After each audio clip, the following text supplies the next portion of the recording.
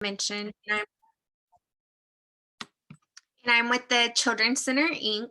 A little background about myself is I am from Victoria County. I was born and raised here.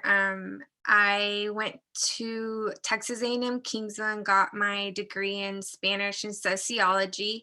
After graduating there, I moved to the Dallas area where I started volunteering at the Boys and Girls Club. I've always had a passion to help others. From there, I worked at Sylvan for a little while, and then after that, I was a forensic interviewer at the Children's Advocacy Center in Hunt County, where I did work along with CASA, CPS, law enforcement.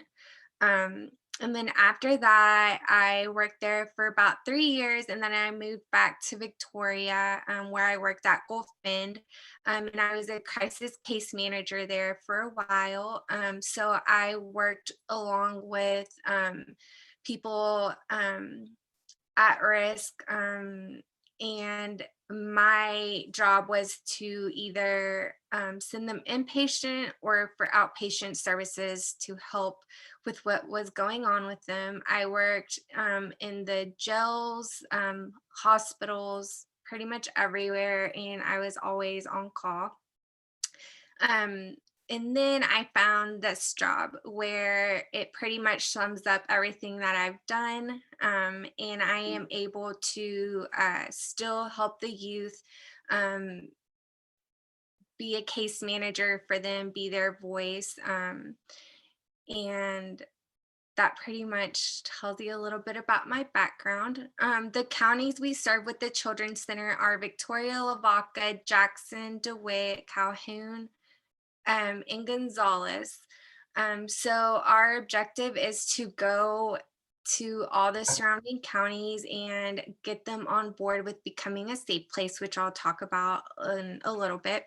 But the principle for us is that we believe we can improve the lives and outcome of at-risk children in our community by providing a quality continuum of care that facilitates and supports independent living opportunities for the youth and their families. Our mission is to nurture and rescue the children, youth, and the families by utilizing and facilitating independence and the quality of their life. Some of the most common reasons why the youth run away from home or end up homeless are either financial difficulties, coercion, family conflict, aging out of foster care, trouble in school, or neglect. And our main goal is to keep those children out of the CPS system. And with our Basic Center program, the program is funded by the Family and Youth Services Bureau. And we are a nonprofit. We're located in Telfiner, Texas. I'm not sure if everyone is familiar with that, but we're right as you pass the railroad. We're to the left, and it's a little blue house. That's where most of our donations are dropped off. Others have came to tour the home. And it's a 3-bedroom home, 3-bath, kitchen, living room. That way, for the children that we do help or the family, they have somewhere to sleep, lay their head, take a shower. We have clothing pantry. And the reason we network is to connect with other agencies in the area and let them know that we are here if they ever need help from us. Maybe that they have a child and they need somewhere to stay for a couple hours, they're more than welcome to come into our home. We do provide that. And Safe Place. So a Safe Place, we're partnered with them. It's a national youth outreach and prevention tool to help the youth. And it's pretty much a crisis response team who works to keep those children safe. Our main goal is to go into those 7 counties and get most of the businesses, schools to become a safe place. That way, when the child does see that yellow sticker, they know it's a safe place and there's trained individuals that will help. The trained individuals will call our hotline or call us directly, and we will go meet the child and see what's going on, to best help them with resources, um, if needed, or like I said, at our center we do have washer dryer. That way, if they are have been on the streets and they need to wash their clothes, get new clothes, we can provide them with all that. Um, Here are some pictures are some of our safe places. The Salvation Army is one of our safe places, and for the winter, they did a winter coat drive for our youth to where we could provide them with a jacket. Edna ISD, all their campuses are a safe place as well, and we've been able to go into uh, the schools and educate the children that if they aren't at school and they see a sticker anywhere in town, that they are safe to go in there and get that help if they are trying to run away, or if they did run away and they're in danger, the staff can just call us and we'll be there to help. um, this is the fire department in Port Lavaca. And then Bloomington High School is also one of our safe places. And here is a list of all our safe places so far in all those counties. Most of y'all may recognize some of those, like Kids Connection, that helps with all of VISD.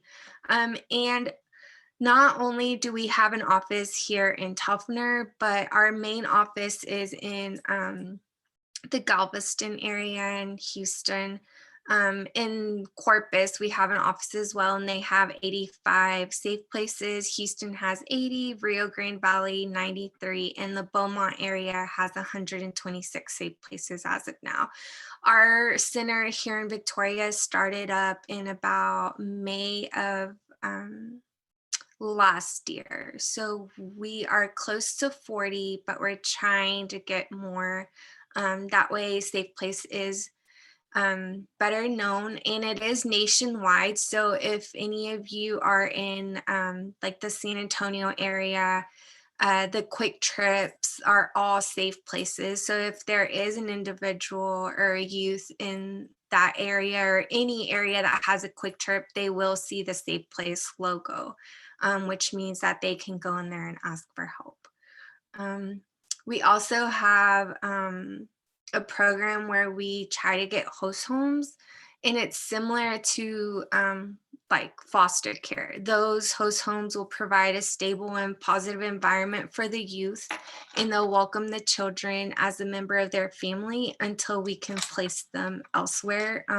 Hopefully reunite them with their family members or just someone that they feel comfortable with.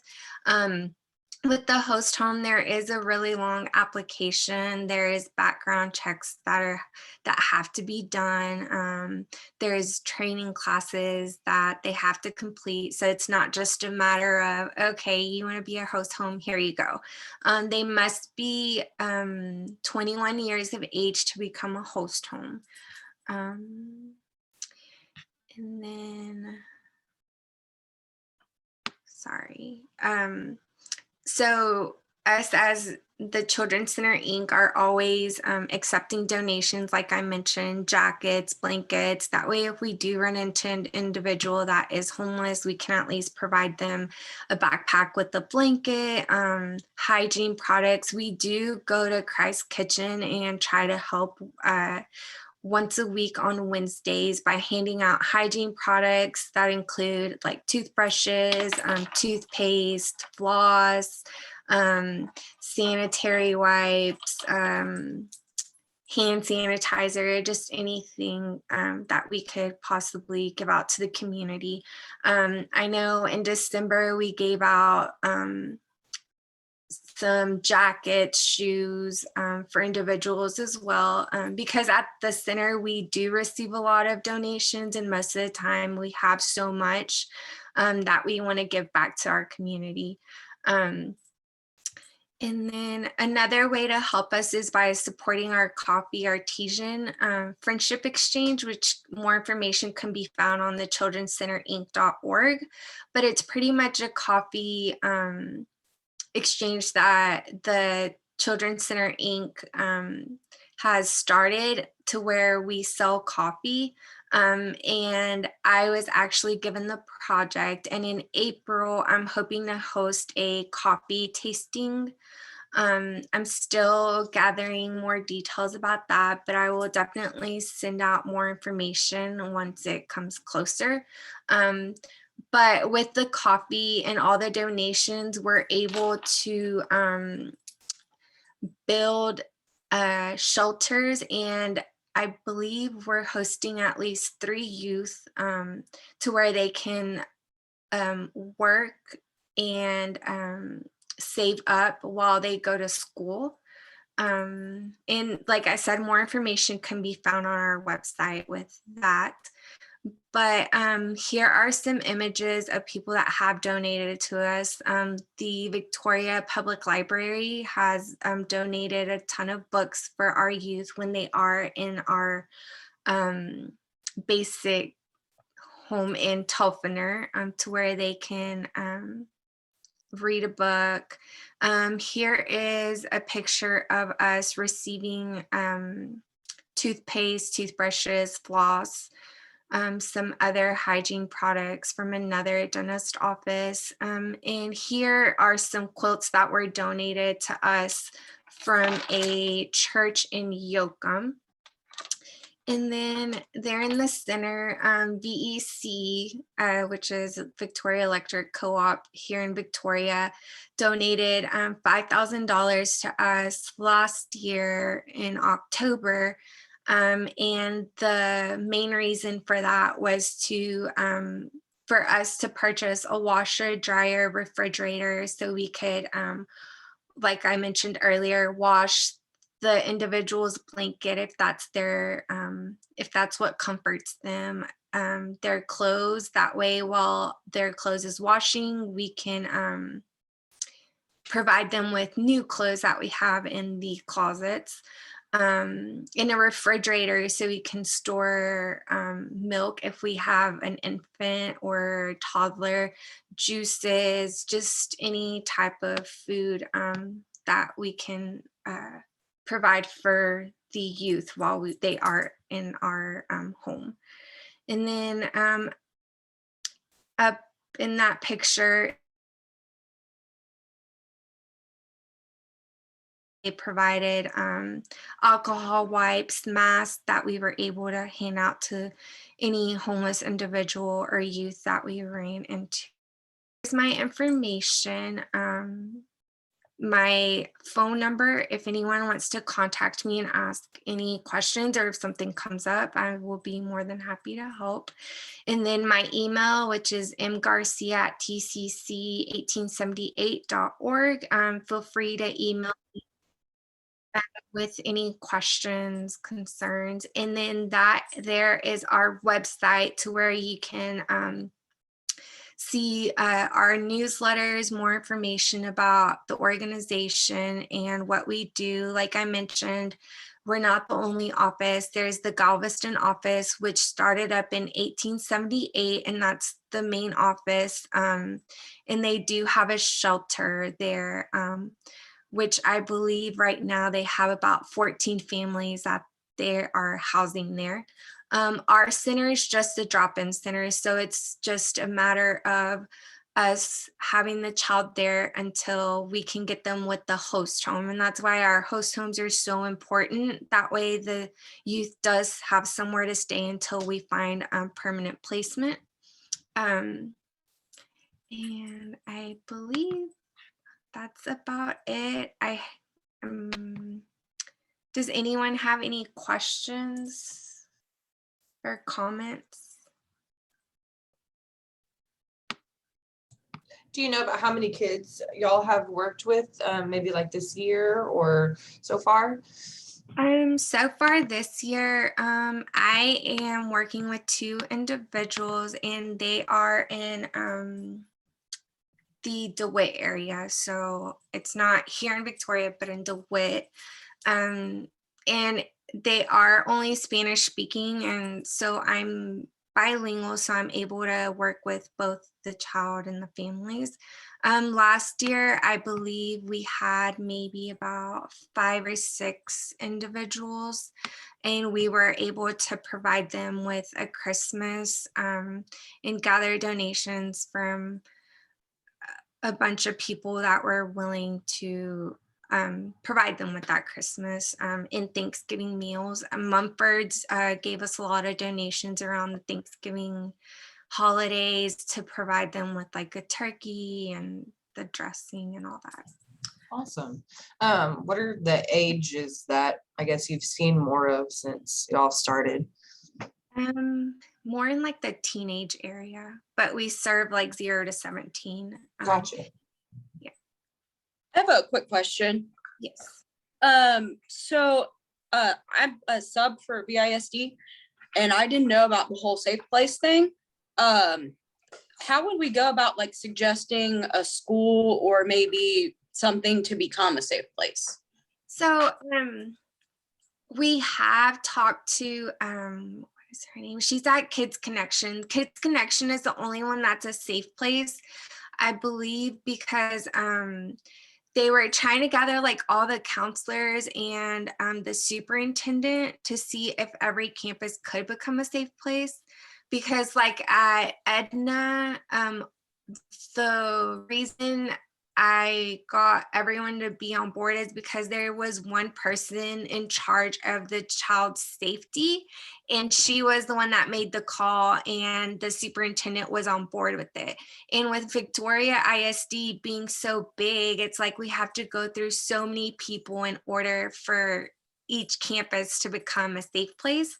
I know I was at the Shack meeting, I believe in like October, November.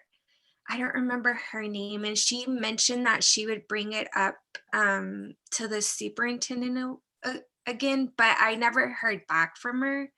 So I don't really know like who to go to because I've been talking to so many people, and I just feel like every time like we never hear anything back from them. So I have also emailed like the counselors at like the elementaries, and they say, oh, well, we have to talk to our supervisor, whoever's in charge of that.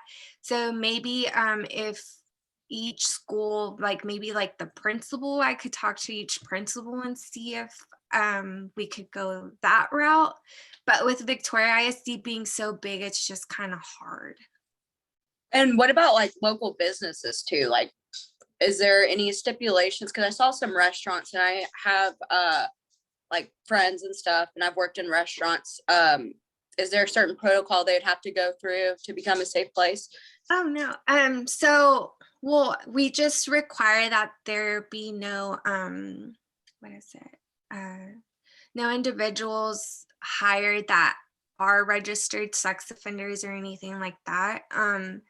And it would just be a matter of me going to that local business and explaining what Safe Place is. And if they're on board, it's just a matter of them signing one of our, it's like a registration, and then they're put on a like a nationwide registry. That way, if a child is like, say, McDonald's, they're going to McDonald's and they see that if they have a phone, it'll have a phone number that they can text if they aren't comfortable with telling someone there, and it'll like give them more information, and it'll like send an alert to our office in Galveston, and they'll contact us for us to go and get the information, get the child from that location.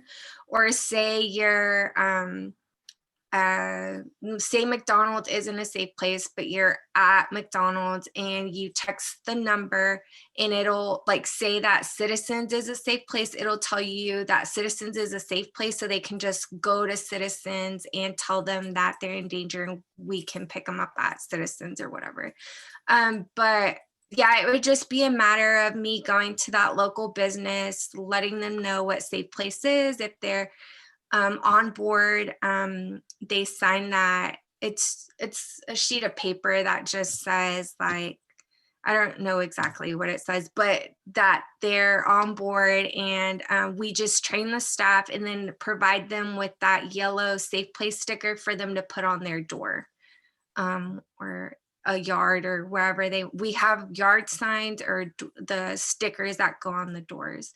I know that here in Victoria, like most of the barber shops is somewhere where we try to go, because a lot of kids, like Kings of King, I believe, is one of ours, but they also have a second location now, so we're in the process of getting them to be on board. Mumford's was like the first safe place that my ex-coworker got to be on board. And like I said, Kids Connection, outside of their building across from Patty Welder, they have a logo on there, so if there is a child.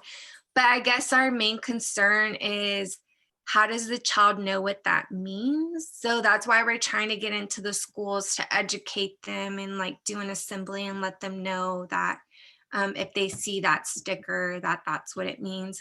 And we're also trying to partner up with like the transit bus, or just any bus in general, because a lot of individuals use the transit bus. So that way, if they're not in danger, but they know of someone that is in danger, they can always let them know. Will we be able So, to share? Oh, I'm sorry. no, go ahead. Will we be able to share like your contact info with the businesses, or do we just share like TCC? Yeah, of course. Okay.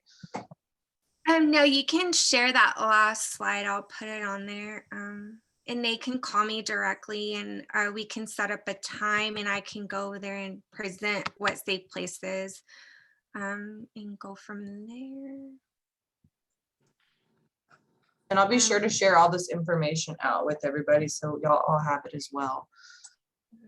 Or if you have like a list of like the businesses and you want to email them to me, I can make that call and go ahead and schedule something with them. That would be great. Awesome, thank you. Does anybody else have any questions? Are the kids that you work with are kids that are already in the foster care system mostly, or is it maybe like a before that kind of scenario? More like a before that. Right now, or most of the individuals that we've worked with here in the area are individuals that have like ran away from home, and the parent, well, okay. So one of them, while I was at Gulf Bend, I worked with them a lot, and the mother has reached out to me. And so for that individual, I'm just really offering like case management services, like resources, just being that person that they can talk to, and just being there for support. But I know like at our Corpus office, they deal with a lot of like trafficking individuals. I believe in like November, there was an individual that had left home, and they spotted her, but she was being trafficked, and they were able to reunite her with her family. But here in the area, I know with me working in the Hunt County area, there was a lot of human trafficking. I had a lot of cases while I was a forensic interviewer over there like that. But here in the Victoria area, I haven't really heard of much. But one of my goals is to kind of partner up with like the Hope Center, and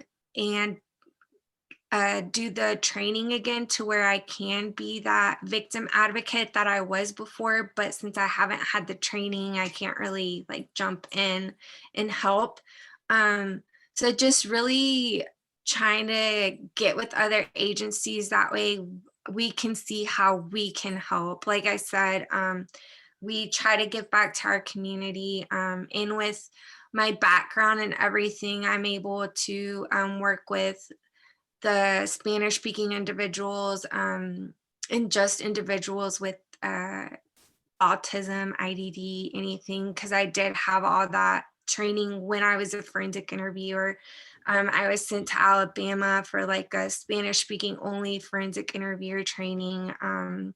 So I have a lot of that under my belt, which I'm very grateful for. And now I can, like I said, this job, I can pretty much do everything I was doing at every other job in one. And most importantly, just help the community because I know it's everywhere. It's just not spoken of. So. Gotcha. That's awesome. Thank you so much. I want to open the floor up one more time. Does anybody have any questions, comments? And if anyone, I mean, if y'all can't think of anything right now, y'all can most definitely reach out to me by email or phone, and I'll be more than happy to give y'all more information. Awesome. Thank you so much, Myra. I appreciate it. I really appreciate you coming and talking about your organization. We work hand in hand with so many different people in the community without even knowing it. So it's really great to get to know everybody. Well, thank you so much for having me. Yeah, absolutely. That being said, I'm going to stop recording.